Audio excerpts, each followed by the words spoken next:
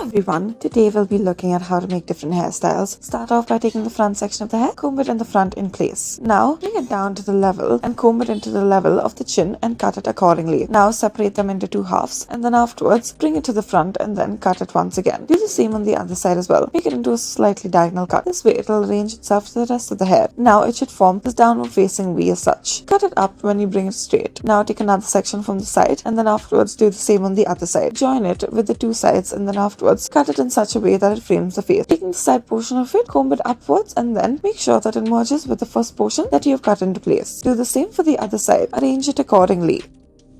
Now, for our next hairstyle, as you can see, we are sectioning out the front of the hair. Do the same on either side. Comb it in the front. Now, cut it straight through as such. Bring it to the top and once again cut it straight through. Now, bring out a small section of the hair from the side as well. Do the same on the other side. Once again, frame it in such a way that it blends the first section that you have cut and then mix it into an even gradient as such. Separate it into half to make the cutting process easier as such. As you can see, we have made it as likely as possible. Do the same and then take two more sections of the hair from either side of it. Once again, repeat the step. Now, make it blend in with the rest of the hair as such. You may leave this slightly longer. Now, as you can see, this portion of it frames the jawline. Make sure that you do the same onto the other side as well. This will be the final look of it. Allow it to fall like this on the face.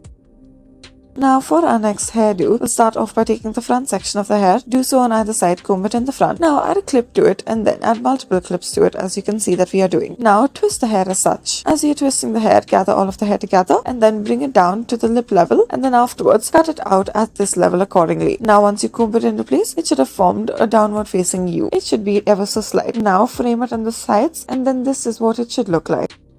Now, for our next haircut, we'll be doing a pixie haircut. In order to do so, gather the front of the hair and then cut it out at the eye level. Do the same for the side portions of it as well. Now, afterwards, taking the top portion of it, twist it and then cut the hair accordingly. Now, as you do so, this portion will be slightly shorter than the rest of it. Now, make sure that it is adjusted to the rest of it as well. As you can see, we are making these diagonal cuts to it. Do so throughout. Now, after you're done with the front portion of it, make sure that it is properly set. Now, after this, trim the hair in order to make it look nicer. Make sure that you cut it upwards so that it blends in better with the rest of the hair.